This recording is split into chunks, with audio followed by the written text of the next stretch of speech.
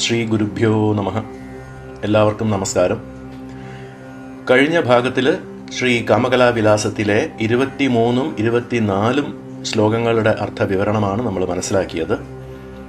ഈ 25ാമത്തെ ശ്ലോകത്തിലും ശ്രീചക്ര പ്രഥമ ത്രികോണത്തിൻ്റെ വിവരണം തന്നെ തുടരുകയാണ്. പ്രഥമ ത്രികോണത്തിലെ ഗുണത്രയ നിരൂപണം ചെയ്യാണ് ഈ ശ്ലോകത്തിൽ. അപ്പോൾ 25ാമത്തെ ശ്ലോകം നോക്കാം. ഏവം കാമകലാത്മാ ത്രിബിന്ദു തത്വസ്വരൂപവർണ്ണമയീ സേയം ത്രികോണരൂപം യാത ത്രിഗുണസ്വരൂപിണീ മാതാ. പദങ്ങളുടെ അർത്ഥം ഇങ്ങനെയാണ്. ഏവം, ഇങ്ങനെ, ഇപ്രകാരം എന്ന് വെച്ചാൽ ഇതുവരെ പറഞ്ഞ ശ്ലോക വിവരണങ്ങൾ പ്രകാരം കാമകലാത്മ, അകാരം കൊണ്ട് കുറിക്കപ്പെടുന്ന കാമനായ പ്രകാശസ്വരൂപ ശ്രീ പരമേശ്വരൻ്റെയും പരമഹംസാക്ഷരമായ ഹകാരം കൊണ്ട് കുറിക്കപ്പെടുന്ന കലയായ വിമർശസ്വരൂപ ശ്രീ പരാശക്തിയുടെയും, കാമകലയുടെ മറ്റൊരു വിശേഷാർത്ഥമാണ് ഇത്. കാമൻ ശ്രീകാമേശ്വരനായ ശ്രീ പരമേശ്വരൻ, കല ശ്രീകാമേശ്വരിയായ ശ്രീ പരാശക്തി. ഇവരുടെ ആത്മ കാമകലാത്മ എന്ന് വെച്ചാൽ പരിപൂർണ അഹംബോധമായ പരാഹന്താ സ്വരൂപം.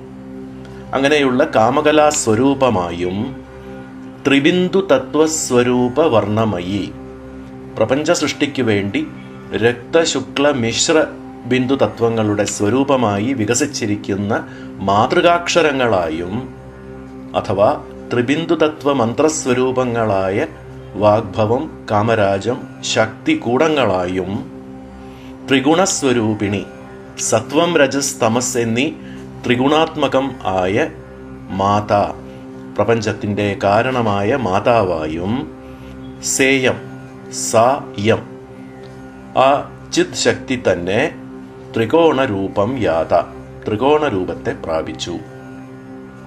അതായത് കാമകലാ സ്വരൂപമായും പശ്യന്തിയിൽ നിന്നും പ്രപഞ്ച സൃഷ്ടിക്കായി വികസിക്കുന്ന മാതൃകാക്ഷരങ്ങളായും പഞ്ചദശി മഹാമന്ത്രത്തിൻ്റെ 3 കൂടങ്ങളായും സത്വം രജസ് തമസ് എന്നീ 3 ഗുണങ്ങളായും പ്രപഞ്ചകാരണിയായ ആ ചിത് ശക്തി തന്നെ 3 രേഖകളുള്ള പ്രഥമ ത്രികോണത്തിൻ്റെ സ്വരൂപത്തെ സ്വീകരിച്ചു എന്ന് ഈ ശ്ലോകത്തിൻ്റെ അർത്ഥം സംഗ്രഹിച്ച് പറയാം.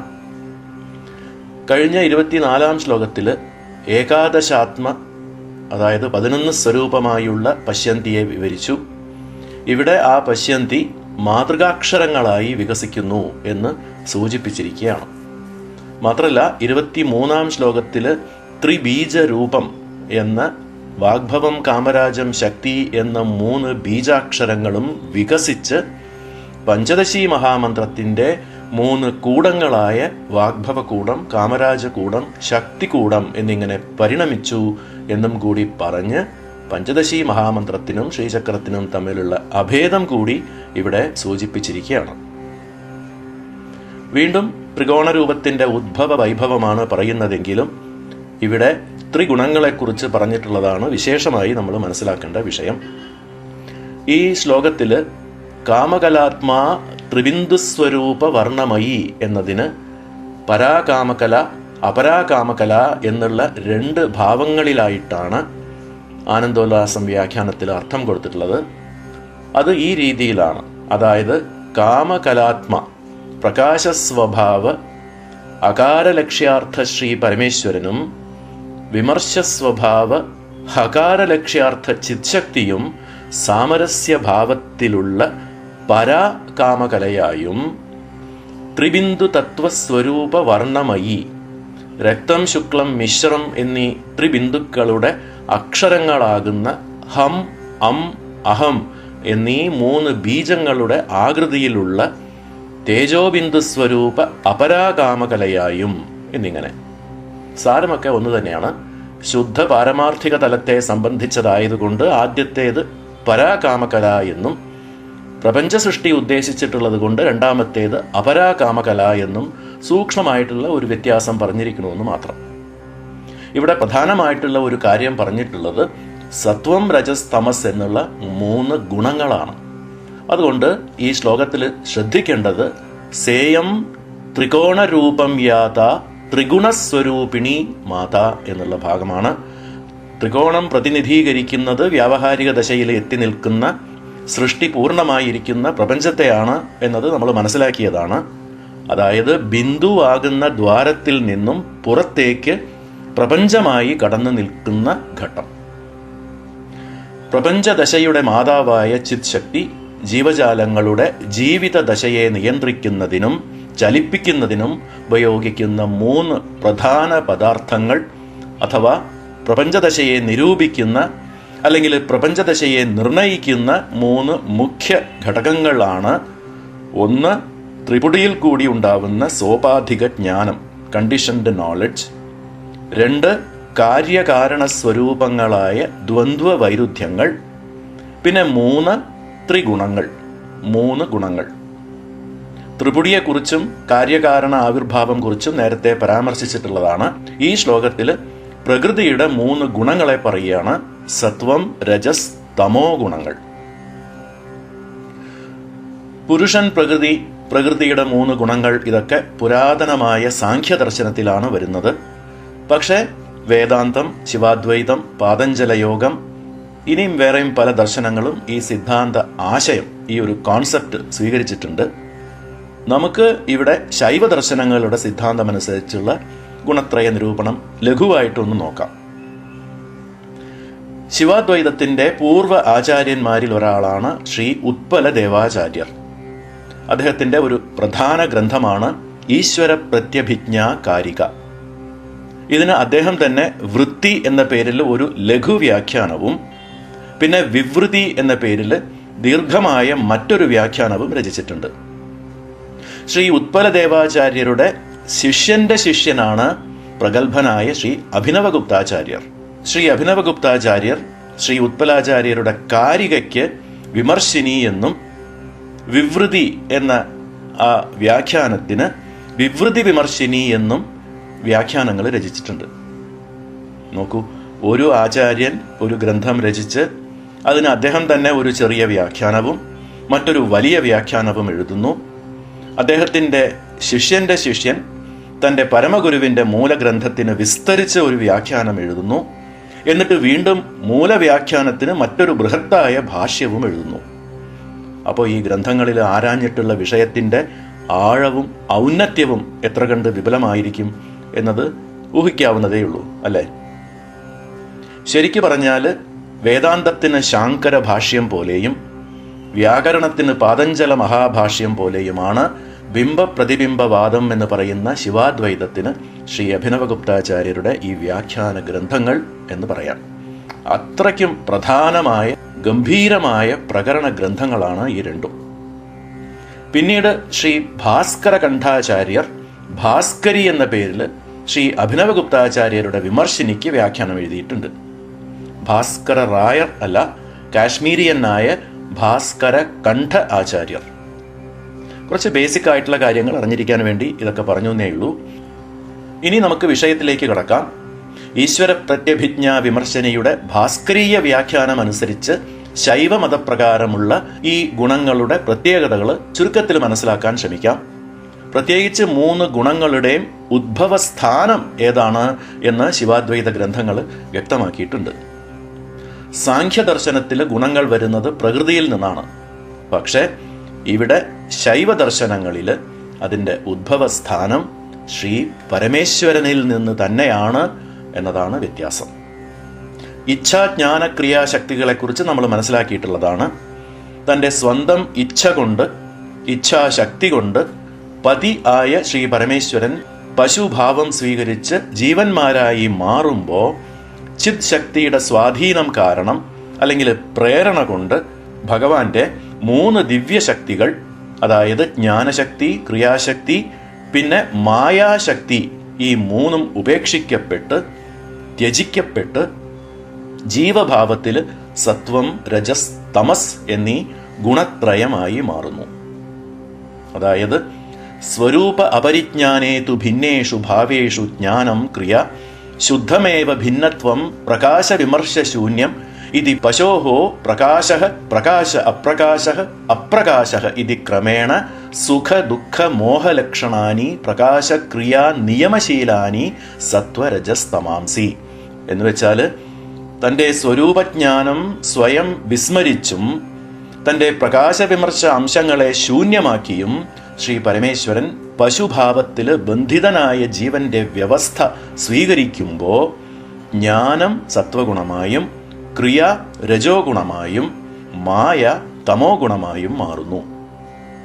ഇച്ഛ, ജ്ഞാനം, ക്രിയ, പിന്നെ നാലാമതായി ഒരു ശക്തിയും കൂടി പറഞ്ഞിരിക്കുകയാണ്, അതാണ് മായാശക്തി. അപ്പോൾ ഇത് ശ്രദ്ധിക്കണം. ഇച്ഛാജ്ഞാനം, ക്രിയ, മായ എന്നിങ്ങനെ ശ്രീ പരമേശ്വരന്റെ 4 ശക്തികൾ. ഭഗവാൻ തന്റെ ഇച്ഛാശക്തി കൊണ്ട് ജീവഭാവം സ്വീകരിക്കുന്നു, ജ്ഞാനശക്തി കൊണ്ട് ആ ജീവന്റെ സത്വഗുണം വരിക്കുന്നു, ക്രിയാശക്തി കൊണ്ട് രജോ ഗുണം വരിക്കുന്നു, മായാശക്തി കൊണ്ട് തമോ ഗുണം വരിക്കുന്നു. തത്ര സത്വം സുഖലക്ഷണം പ്രകാശശീലം, രജഃ ദുഃഖലക്ഷണം ക്രിയാശീലം, തമഃ മോഹലക്ഷണം നിയമശീലം ഇതി ക്രമോ ഭേദഃ. നിയമഃ മൗഢ്യേന അപ്രവൃത്തിഃ.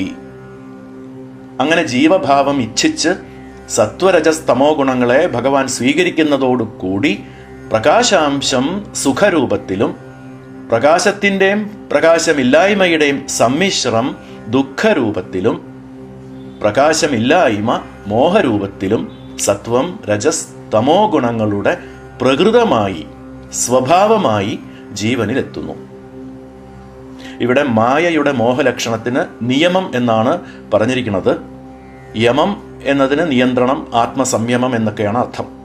അതിൽ നിന്നും ഒഴിയൽ, അതായത് പ്രവൃത്തിയിൽ നിന്നും വിട്ടുമാറൽ എന്നും ഒരു ആശയം നിയമം എന്ന പദത്തിന് പറയാം. ആ അർത്ഥത്തിലാണ് ഇവിടെ മനസ്സിലാക്കേണ്ടത്. നിയമഃ മൗഢ്യേന അപ്രവൃത്തി. മൗഢ്യം കാരണം അല്ലെങ്കിൽ ബുദ്ധിശൂന്യത കാരണം ഒന്നും ചെയ്യാതെ ഇരിക്കുന്ന അലസഭാവം. അപ്പോൾ പ്രകാശത്തിന്റെ അംശമായ സത്വം സുഖരൂപം, പ്രകാശ അപ്രകാശങ്ങളുടെ മിശ്രണം, അതായത് കലർപ്പ് ആയിട്ടുള്ള രജസ് ദുഃഖരൂപം, അപ്രകാശത്തിന്റെ തമസ് മോഹരൂപം. ഇവിടെ രജസ് ദുഃഖരൂപമായിരിക്കുന്നതിന് ഒരു കാരണമുണ്ട്. രജോ ഗുണത്തില് ദുഃഖത്തിന് കാരണം സുഖത്തിൽ ചേരുന്ന മോഹമാണ്. അഥവാ രജസ് എന്ന് പറയുന്നത് സത്വ തമോ ഗുണങ്ങളുടെ സമ്മിശ്രമാണ്. തമസ് മോഹരൂപമാണെന്ന് പറഞ്ഞു. ഇവിടെ മോഹം എന്ന് പറയുമ്പോൾ മലയാളത്തിൽ സാധാരണ നമ്മൾ മനസ്സിലാക്കുന്ന ആഗ്രഹം എന്ന് വിചാരിച്ചു പോകരുത്. അജ്ഞാനം കാരണം കാര്യ അകാര്യ ബോധമില്ലായ്മയാണ് മോഹം. കൺഫ്യൂഷൻ, ഡെല്യൂഷൻ എന്നൊക്കെ പറയില്ലേ, അതാണ്. അത് ആശങ്ക, പരിഭ്രാന്തി, ഭയം എന്നിവയ്ക്ക് കാരണമാകുന്നു. മനസ്സിന്റെ പ്രവർത്തനം താറുമാറാകുന്നതാണ് മോഹം. സമ്മോഹാത്ത് സ്മൃതി വിഭ്രമഃ എന്ന് ഭഗവത്ഗീത പറയുന്നു. മോഹം ബോധക്കേടുണ്ടാക്കുമ്പോൾ മോഹാലസ്യം എന്ന് പറയുന്നു. മലയാളത്തിൽ നമ്മൾ സാധാരണ മോഹാലസ്യം എന്ന് പറയുന്നുണ്ട്. അതിലെ മോഹം ഈ മോഹമാണ്. ശക്തിമാനായ ശ്രീ പരമേശ്വരന് തൻ്റെ ഇച്ഛാജ്ഞാനം ക്രിയ മായാശക്തികൾ സ്വയം അധീനത്തിലാണ്. എന്നാൽ ഈ ഗുണങ്ങളുടെ അധീനത്തിലാണ് ബന്ധിതനായ ജീവൻ. ജ്ഞാനശക്തിയുടെ പ്രശാന്തത സത്വഗുണത്തിന് കാരണമാവുന്നു. ക്രിയാശക്തിയുടെ ചലനാത്മകത, ഇംഗ്ലീഷിൽ ഡൈനമിസം എന്ന് പറയുന്ന ആവേശത്തോടു കൂടിയുള്ള സഞ്ചലനം, പ്രക്ഷോഭ സ്വഭാവമുള്ള രജോ ഗുണത്തിന് കാരണമാകുന്നു. പിന്നെ മായാശക്തിയുടെ ആവരണ ഗുണം നിഷ്പ്രഭമായ തമോ ഗുണത്തിന് കാരണമാകുന്നു. ഇനി ഈ ഗുണങ്ങളുടെ സ്വഭാവം പറയാണ് ശ്രീ അഭിനവഗുപ്താചാര്യർ തന്റെ ഈശ്വര പ്രത്യഭിജ്ഞ വിമർശനിയിൽ. സത്താനന്ദഃ ക്രിയാപത്യുഃ തത് അഭാവോ അപി സാ പശോഃ ദ്വയാത്മാ തത് രജോ ദുഃഖം ശ്ലേഷി സത്വതമോമയം. അതായത് ഭഗവാന് തൻ്റെ സത്തയും ക്രിയയും എന്ന് വെച്ചാൽ തൻ്റെ ഉള്ളതായ അവസ്ഥയും സൃഷ്ടിയാദി കർത്തവ്യങ്ങളും സദാ ആനന്ദം മാത്രമാണ്. എന്നാൽ ആനന്ദവും ദുഃഖവും മാറി മാറി വരുന്നതാണ് സങ്കുചിത അവസ്ഥയിലെത്തിയ ജീവന്റെ സ്ഥിതി. പ്രകാശത്തിൻ്റെയും അപ്രകാശത്തിൻ്റെയും സമ്മിശ്രം എന്ന് പറയുന്നത് പോലെ സത്വ തമോ ഗുണങ്ങളുടെ സമ്മിശ്രമായ രജോ ഗുണമാണ് കൂടുതലും ലോകത്തിലെ ജീവന്റെ അവസ്ഥ. ആത്മസാക്ഷാത്കാരം സിദ്ധിച്ച ഒരു ആചാര്യൻ സദാ ആനന്ദാവസ്ഥയിൽ ഇരിക്കുന്നു. അതുപോലെ സാധാരണക്കാരനായ മനുഷ്യനും ചില പ്രത്യേകമായ താൽക്കാലികമായ മാനസിക സുഖാവസ്ഥകളിൽ സമാധാനവും ആശ്വാസവും തരുന്ന ഈ ആനന്ദം നുകരുന്നു. ഇത് സത്വദശയാണ്. ഗാഠമായ നിദ്രയിലോ മോഹാലസ്യപ്പെട്ട് ബോധമില്ലാതെ ആവുമ്പോഴോ പൂർണ്ണമായി മായാശക്തി ആവരണം ചെയ്ത് സുഖദുഃഖമൊന്നും അറിയാത്ത ജഡഭാവത്തിൽ മനുഷ്യനെത്തുന്നതാണ് തമസിന്റെ ദശ.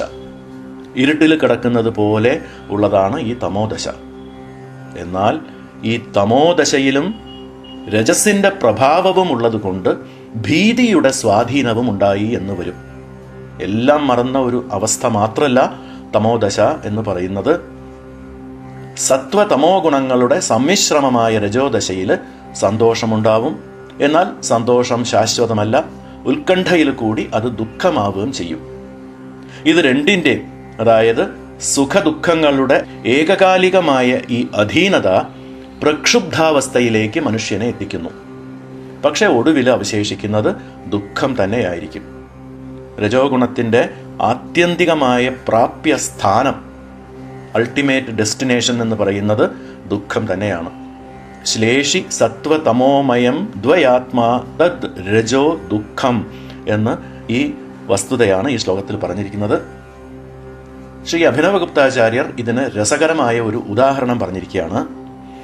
പ്രിയപുത്രാദേർ ഏകധനയേവ ഹി പ്രകാശഃ അഗ്രസ്ത്വത്വേന പ്രകടതാ സുഖം ഏകധനയേവ അപ്രകാശോ മോഹഃ യസ്തു കഥഞ്ചിത് പ്രകാശോ യഥാ സവ്യാധിക ദേഹരൂപതയാ അനഭിമതയാ കഥഞ്ചിത് ച അപ്രകാശോ യഥാ ഗതഗത കല്യാണധർമ്മയോഗിതയാ അഭിമതയാ തദേവ ദുഃഖത്വം.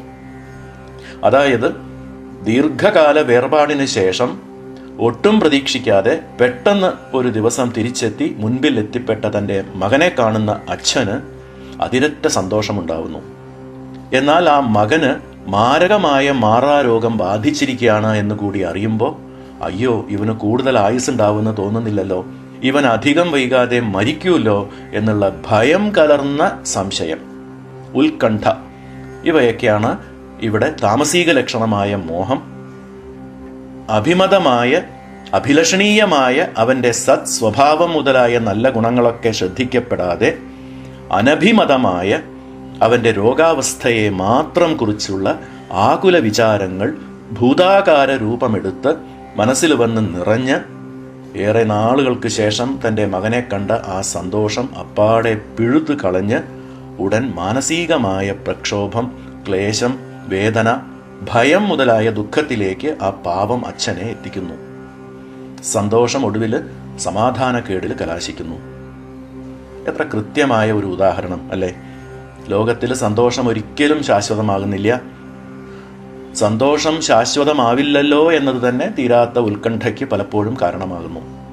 കാരണം എന്തെങ്കിലും ഒരു സന്തോഷമായിട്ടുള്ള സംഭവം നടക്കുമ്പോൾ തന്നെ മനസ്സിൽ തോന്നും, അയ്യോ ഇത് വേഗം പോവുമല്ലോ എന്നുള്ള ഉത്കണ്ഠ. സംസ്കൃതത്തിൽ ഒരു പഴഞ്ചൊല്ലുണ്ട്, സുഖം നഖദഗ്നം ദുഃഖം മുഖദഗ്നം. സുഖം കാൽനഖം വരെ മാത്രമേ കയറി നിൽക്കുള്ളൂ, എന്നാൽ ദുഃഖം മുഖം വരെ പിടിച്ചു കയറുന്നു.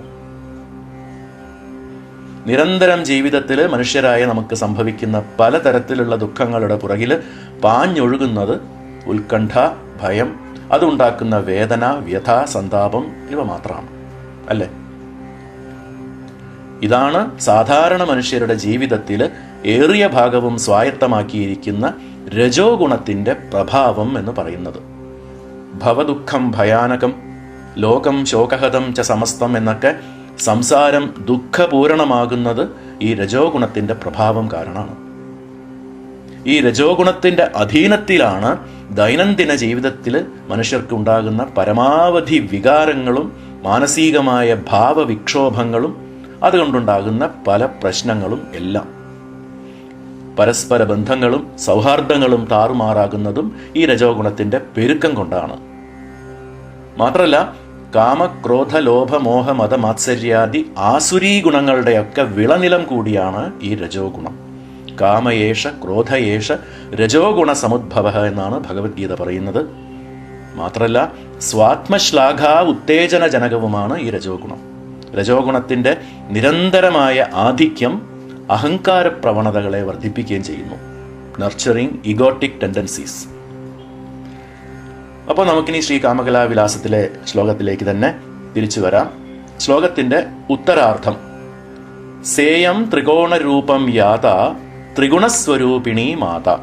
ഈ സത്വരജസ്തമോ ഗുണാത്മികയായ ചിത്ശക്തി സ്വരൂപിണി ശ്രീ മഹാത്രിപുരസുന്ദരി തന്നെയാണ് എന്നും ജഗജ്ജനനിയായ ആ ചിത് ശക്തിയാണ് ശ്രീചക്രത്തിലെ ത്രികോണം പ്രാപിച്ചിരിക്കുന്നത് എന്നും മനസ്സിലാക്കി ശ്രീ കാമകലാവിലാസത്തിലെ ഈ 25-ാമത്തെ ശ്ലോക വിവരണം ഇവിടെ നമുക്ക് അവസാനിപ്പിക്കാം. ഇനി പശ്യന്തിയുടെ വികസന രൂപമായിട്ട് മധ്യമാവാക്കിനെ വിവരിക്കുകയാണ് അടുത്തതായി വരുന്ന ശ്ലോകങ്ങളിൽ. അതിൽ അടുത്ത 26-ാമത്തെ ശ്ലോകം നോക്കാം. ഏകാ പരാതധന്യാ വാമാദിവ്യഷ്ടി മാതൃസൃഷ്ട്യാത്മാ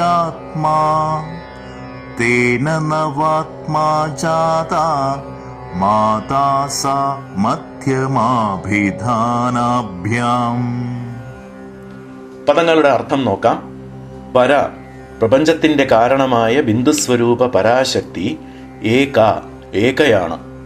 അഥവാ പാരമാർത്ഥിക ദശയിലെ പരാവാക്ക് സകല ശബ്ദസൃഷ്ടികളുടെയും സമഷ്ടി രൂപമായി ഏകരൂപത്തിലുള്ളതാണ്. ഇവിടെ ഏക എന്നത് സമഷ്ടി എന്ന അർത്ഥത്തിലാണ്. തദന്യ, ആ ശക്തിയിൽ നിന്നും അന്യയായ അഥവാ അന്യയായി തോന്നിപ്പിക്കുന്ന പരാവിലാസമായ പരാവാക്കിന്റെ വികാസഭൂതയായ പശ്യന്തി വാമാദി വ്യഷ്ടിമാതൃ സൃഷ്ടിയാത്മാ. വ്യഷ്ടിയായ എന്ന് വെച്ചാൽ അനേകരൂപ പ്രപഞ്ചത്തിന്റെ വൈവിധ്യമാർന്ന വാമാ മുതലായ ശക്തികളുടെ സൃഷ്ടിക്ക് കാരണമായി ഇരിക്കുന്നു. ആരാണ്? പശ്യന്തി വാക്ക് കാരണമായി ഇരിക്കുന്നു. വ്യഷ്ടി എന്ന് പറയുന്ന നാനാത്വം, സംഖ്യകൾ എല്ലാം തന്നെ പ്രപഞ്ചദശയുടെ വ്യാവഹാരിക ദശയുടെ അംശങ്ങളാണ് എന്നതും ഓർക്കണം. ഇവിടെ ഒരു ചെറിയ വിശദീകരണം കൂടി ആവശ്യമുണ്ട്. അതായത് പരാവിലാസ സ്വരൂപമായ പശ്യന്തി പരാവാക്കിൽ നിന്നും അന്യയല്ല.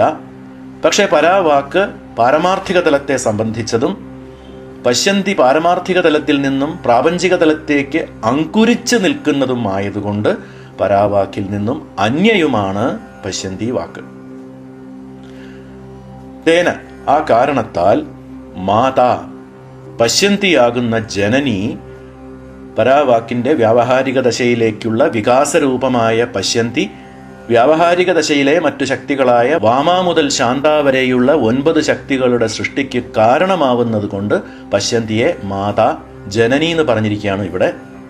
ആ പശ്യന്തിയാകുന്ന മാതാവ് നവാത്മാ ജാത, 9 രീതിയിലായി നവയോന്യാത്മകയായി നവചക്രാത്മികയായി ആവിർഭവിച്ചിരിക്കുന്നു. സാ, ആ പശ്യന്തി അഭിധാനാഭ്യാം, സൂക്ഷ്മം സ്ഥൂലം എന്ന പേരുകളാൽ, അഭിധാനം എന്ന് പറഞ്ഞാൽ പേര്, ഇവിടെ അഭിധാനാഭ്യാം, ഭ്യാം എന്ന് ദ്വിവചനത്തിലാണ് പറഞ്ഞിരിക്കുന്നത്. അതുകൊണ്ട് സൂക്ഷ്മം സ്ഥൂലം എന്ന 2 രീതിയിലുള്ള മധ്യമാ ഭവതി, മധ്യമയായി ഭവിക്കുന്നു അല്ലെങ്കിൽ വികസിക്കുന്നു. അപ്പോൾ ഈ ശ്ലോകത്തിന്റെ ഒരുമിച്ചുള്ള അർത്ഥം ഇങ്ങനെയാണ്: സമഷ്ടി രൂപത്തില് ഏകയായ പരാവാക്ക് ബിന്ദുസ്വരൂപത്തിൽ നിന്നും പ്രാപഞ്ചിക ദശയിൽ പശ്യന്തിയായി ത്രികോണ രൂപത്തിൽ വികസിക്കുന്നു. ആ പ്രഥമ ത്രികോണം നവയോന്യാത്മകമായ ശ്രീചക്രമായി വ്യഷ്ടിയായി വിവിധമായി വികസിക്കുന്നതിനെയാണ് വാമാ മുതൽ ശാന്ത വരെയുള്ള 9 ശക്തികളുടെ പ്രാദുർഭാവം സൂചിപ്പിക്കുന്നത്. അതുകൊണ്ട് നവചക്രാത്മികയായുള്ള വികസനത്തിന് പശ്യന്തി രൂപത്തിലുള്ള പരാവിലാസം തന്നെയാണ് കാരണമാവുന്നത്. ആ പശ്യന്തി തന്നെ സ്ഥൂലം സൂക്ഷ്മം എന്നീ 2 തരത്തിലുള്ള മധ്യമാവാക്കായി, വാക്കിന്റെ അടുത്ത ഘട്ടമായി വികസിക്കുന്നു എന്ന് അർത്ഥം. പരാവിലാസ സ്വരൂപമാണ് പശ്യന്ത്യാദി രൂപങ്ങൾ എന്ന് വെച്ചാൽ എന്താണ് അർത്ഥം? അർത്ഥപ്രപഞ്ച സൃഷ്ടിയില് ചിത് ശക്തി വാമാ മുതലായ ശക്തി സമൂഹങ്ങളായി പ്രപഞ്ചത്തിൽ വികസിച്ച് വിലസുന്നത് പോലെ ശബ്ദപ്രപഞ്ച സൃഷ്ടിയിൽ പരാവാക്ക് പാരമാർത്ഥിക തലത്തിൽ നിന്നും പ്രാപഞ്ചിക തലത്തിൽ വസ്തുജ്ഞാനത്തിന് വേണ്ടി ഭാഷയായും ഭാഷയുടെ അടിസ്ഥാനമായ അക്ഷരങ്ങളായും രൂപമെടുക്കാനായി പശ്യന്തി, മധ്യമ, വൈഖരി എന്നീ രൂപങ്ങളിൽ വികസിച്ച് വിലസുന്നു. അതാണ് പരാവിലാസ സ്വരൂപ പശ്യന്ത്യാദികൾ എന്ന് പറഞ്ഞിരിക്കുന്നത്. പരാവാക്കിന്റെ സ്വരൂപത്തില് ശബ്ദപ്രപഞ്ചമായി വികസിക്കുന്നതും അതേ ചിത്ശക്തി തന്നെയാണ് എന്നത് മറക്കരുത്. ചിദ്ഗഗന ചന്ദ്രികയിലെ ഈ ഒരു ശ്ലോകത്തില് ശബ്ദപ്രപഞ്ചം, അർത്ഥപ്രപഞ്ചം, ഈ രണ്ടിന്റെയും 3 അവസ്ഥകൾ എന്നിവയുടെ ഉദ്ഭവസ്ഥാനമായി ശ്രീചക്രം സ്ഥിതി ചെയ്യുന്നു എന്ന് പറഞ്ഞിരിക്കുകയാണ്. വൈഖരി പ്രഭൃതി വാക്ത്രയം പരേ മേയമാനമിതി കർത്തൃലക്ഷണം ഉദ്ഭവസ്ഥിതി ലയാത്മകം വപുർ ഭൂരിഭേദമപരം സ്മരന്തി തേ. അർത്ഥം മനസ്സിലാക്കാം. പരേ, പരാവാക്ക് സ്വരൂപിണിയായ അല്ലയോ പരാശക്തി, നിന്തിരുവടി പ്രപഞ്ച സൃഷ്ടിയില് പ്രപഞ്ചദശയില് പ്രവേശിക്കുമ്പോ വൈഖരി പ്രഭൃതി വാക്ത്രയം, ശബ്ദപ്രപഞ്ചത്തെ സംബന്ധിച്ചതായ വൈഖരി, മധ്യമ, പശ്യന്തി എന്നീ വാക്ക് ത്രയം, അതായത് ഇച്ഛാശക്തി സ്വരൂപ പശ്യന്തി, ജ്ഞാനശക്തി സ്വരൂപ മധ്യമ, ക്രിയാശക്തി സ്വരൂപ വൈഖരി എന്ന 3ആയും, പിന്നെ അടുത്ത വരി മേയമാനമിതി കർത്തൃലക്ഷണം, അർത്ഥപ്രപഞ്ചത്തെ സംബന്ധിച്ച് പ്രമേയം, പ്രമാണം, പ്രമാതാവ് എന്നീ കർത്തൃസ്വരൂപമായ ത്രിപുടിയായും, പിന്നെ ഉദ്ഭവസ്ഥിതി ലയാത്മകം, ഉണ്ടാകുന്നത്, നിലനിൽക്കുന്നത്, പിന്നെ ലയം പ്രാപിക്കുന്നത് എന്നീ സൃഷ്ടിയുടെ 3 അവസ്ഥകളായും, ഇങ്ങനെ നവാത്മികയായി 9 രൂപങ്ങളിൽ ഭൂരിഭേദമപരം സ്മരന്തി തേ വപുർ. ഭൂരിഭേദം തേ അപരം വപുഹു എന്ന് അന്വയിക്കണം. ഇപ്രകാരം പലതരത്തിലുള്ള ഭേദങ്ങളോട് കൂടിയതായ നിന്തിരുവടിയുടെ അപരാസ്വരൂപം പ്രപഞ്ചമാകുന്ന ശരീരത്തെ ശബ്ദമയവും അർത്ഥമയവുമായ നാമരൂപ പ്രപഞ്ചത്തിന്റെ രൂപത്തിലുള്ള ശരീരത്തെ സ്മരന്തി, മഹാത്മാക്കളായ ആചാര്യന്മാർ സ്മരിക്കുന്നു. നവയോനി ചക്രത്തിന്റെ 3 വേറിട്ട വീക്ഷണ ഭാവങ്ങളാണ് ഈ ശ്ലോകത്തിൽ പറഞ്ഞിട്ടുള്ളത്.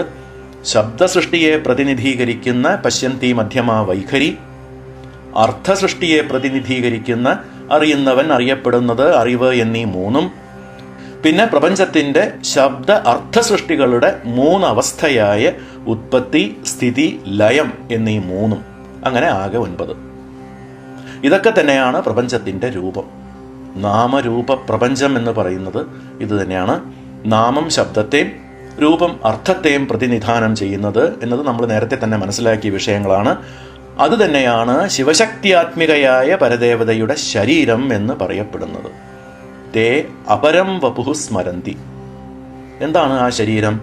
ശ്രീചക്രം തന്നെയാണ്. ആ പ്രപഞ്ചദശയിലെത്തി നിൽക്കുന്നവളും പ്രപഞ്ച സൃഷ്ടിസ്ഥിതി കാരിണിയുമായ ആ ചിത്ശക്തിയുടെ ശരീരം. ശ്രീചക്രം ശിവയോർ വപുഹു. അതിനുശേഷം മധ്യമാവാക്ക് സൂക്ഷ്മമായും സ്ഥൂലമായും 2 രീതിയിൽ നവാത്മകത്വം പ്രാപിക്കുന്നത് വിവരിക്കുകയാണ് അടുത്ത 27ാമത്തെ ശ്ലോകത്തില്. അപ്പോ 27ാമത്തെ ശ്ലോകം നോക്കാം. ദ്വിവിധാ ഹി മധ്യമാസാ സൂക്ഷ്മ സ്ഥൂലാകൃതിസ്തഥാ സൂക്ഷ്മ നവനാദമയീ സ്ഥൂല നവവർഗാത്മാ ച ഭൂതലിപ്യാഖ്യ. പദങ്ങളുടെ അർത്ഥം ഇങ്ങനെയാണ്. സാ മധ്യമ, ആ മധ്യമാ വാക്കും, ദ്വിവിധാഹി, 2 തരത്തിലുള്ള സ്വരൂപങ്ങളോട് കൂടിയതാകുന്നു. എങ്ങനെയാണ് ആ 2 രൂപങ്ങൾ? സൂക്ഷ്മ സ്ഥൂലാകൃതി തഥ. സൂക്ഷ്മം സ്ഥൂലം എന്നിങ്ങനെ 2 രൂപങ്ങൾ.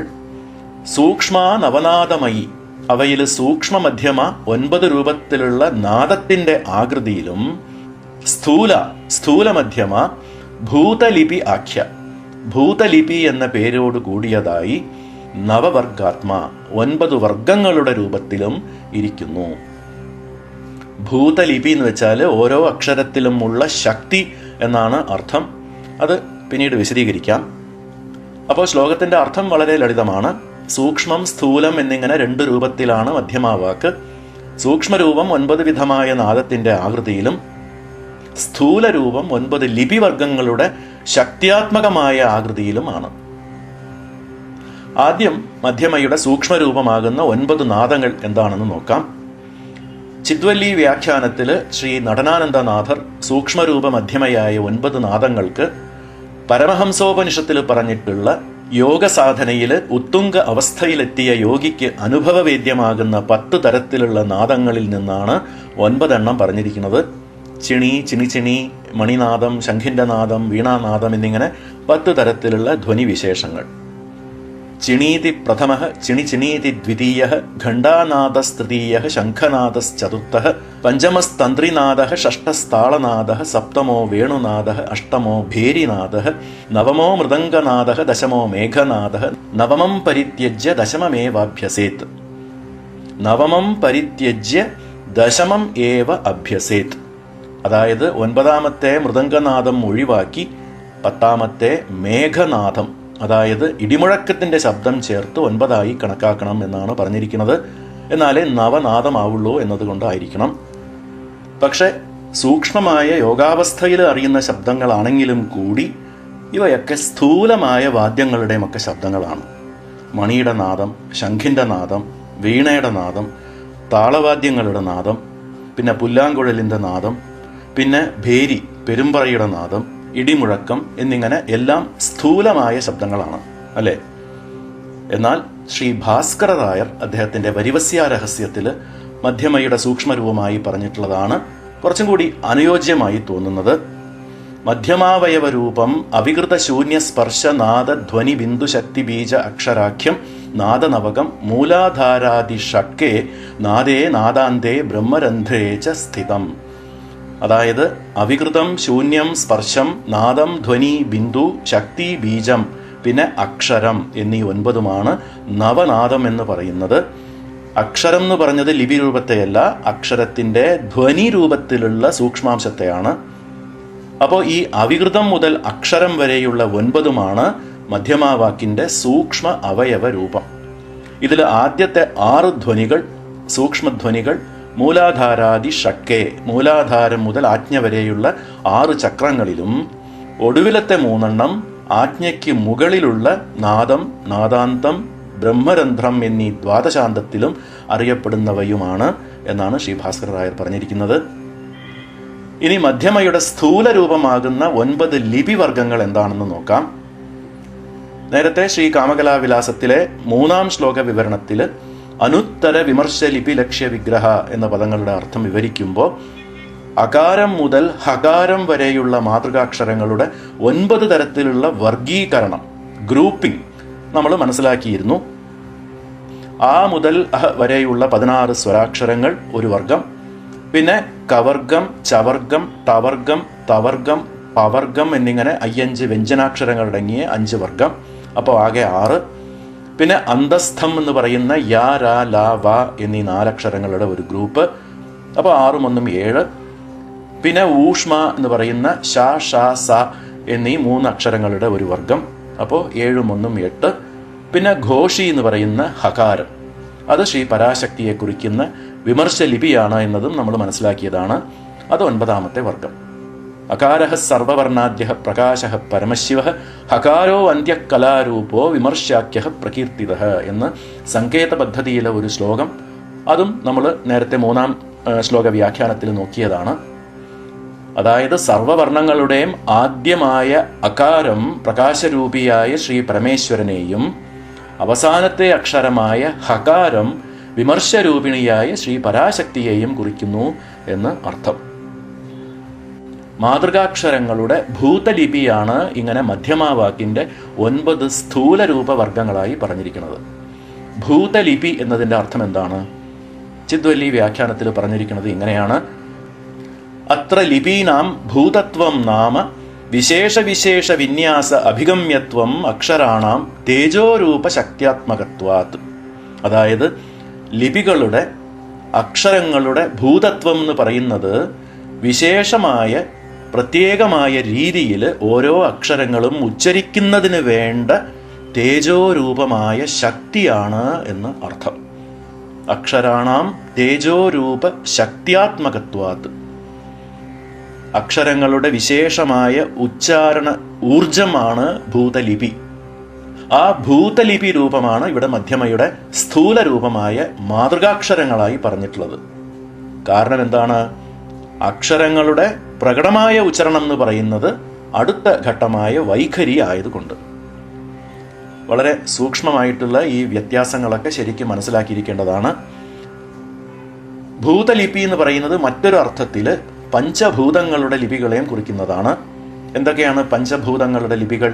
യ, ര, ല, വ, ഹ എന്നീ അക്ഷരങ്ങളാണ് പഞ്ചഭൂത ലിപികൾ എന്ന് പറയുന്നത്. ശ്രീചക്രത്തിലെ മാതൃകാക്ഷരങ്ങളുടെ എണ്ണത്തിന്റെ കണക്കെടുക്കുമ്പോൾ സ്ഥൂല മധ്യമയിലെ ഈ 5 ഭൂതലിപികളും കൂടി കൂട്ടിയാലേ 51 തികയുള്ളൂ. അത് നമുക്ക് പിന്നീട് മനസ്സിലാക്കാം. അപ്പോൾ നമ്മൾ ഈ ശ്ലോകത്തിൽ മനസ്സിലാക്കിയത് മധ്യമാവാക്കിന്റെ 2 രൂപങ്ങളാണ്. ആദ്യത്തേത് നവനാദാത്മകമായ സൂക്ഷ്മ രൂപം, രണ്ടാമത്തേത് മാതൃകാക്ഷരങ്ങളുടെ ഭൂതലിപി അഥവാ തേജോമയ ശക്തിയംശങ്ങളായ 9 വർഗം സ്ഥൂല രൂപം. നാദ അക്ഷര നവാത്മകം 9 നാദങ്ങളുടെയും 9 അക്ഷരവർഗങ്ങളുടെയും സ്വരൂപത്തിലുള്ളതാണ് മധ്യമാവാക്ക് എന്ന് സാരം. ഇനി അടുത്ത 28ാമത്തെ ശ്ലോകത്തിൽ ഈ പറഞ്ഞ നാദ അക്ഷര നവാത്മക താദാത്മ്യത്വം പറയുകയാണ്. അത് അടുത്ത ഭാഗത്തിൽ നോക്കാം. അതുവരെ എല്ലാവർക്കും നന്ദി, നമസ്കാരം.